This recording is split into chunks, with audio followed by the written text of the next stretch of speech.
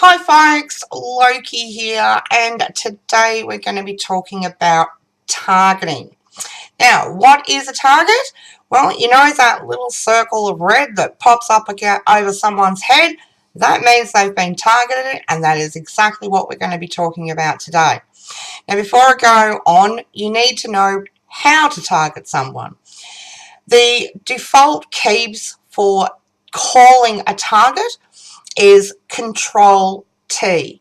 Once a target has been called, the default key to select it and start attacking is T. You can also cycle through potential targets by hitting the tab key. Okay, so that's how you do it. But why do we target, and why at the beginning of matches will you see people typing in chat, please focus targets? Now, let me put this to you this way. What is more advantageous in a team fight, to be fighting 4v4 or 4v1? That's effectively what focusing a target does. In a team fight, you want to focus your team's damage on one target at a time, because it doesn't matter how much sustain they've got or how tanky they are. When the entire team focuses their damage, they are going to drop like a stone.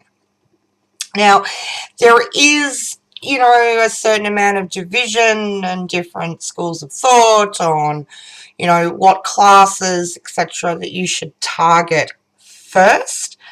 But, look, a good rule of thumb is take out the support. That means the big damage dealers are then more vulnerable because they're not getting heals, and then you sort of work your way down the list.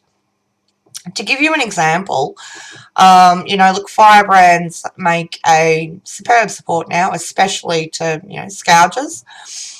You're getting into a team fight. What you want to do is you're going to take the firebrand out first. That removes the heals and support for everybody else. While they're on respawn, you then move on to the scourge. He's going to drop. All of a sudden, you're now in a 4v2 situation with, the opposition's got 2 players on respawn, and that is how you start creating momentum. Particularly, let's focus on the scourge for a minute.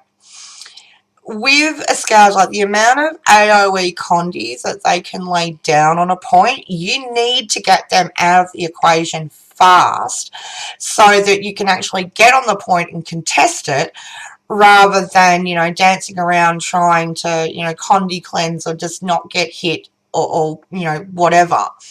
So it's really important, and it's why, in some matches, at the beginning of every match I play, I generally will communicate to my team, like, where I'm going, if I'm going to go mid, home, whatever, and then I will say, please focus targets. So there's a big benefit to doing it. What you don't want to do is, if a target's been called, unless it's grossly the wrong target, like, for example, if there's a firebrand and scourge there, and someone decides, oh, we're going to target the spellbreaker. Why would you do that? Take out the support first, and then the rest can fall like dominoes. It's very frustrating when if you've called out the correct target for what it's worth, and then someone swaps it. It's just like, seriously, what are you doing? We need to, if you keep swapping targets without focusing them down into downstate, it defeats the purpose of actually targeting them in the first place. One thing to try and avoid is using calling targets on side node fights.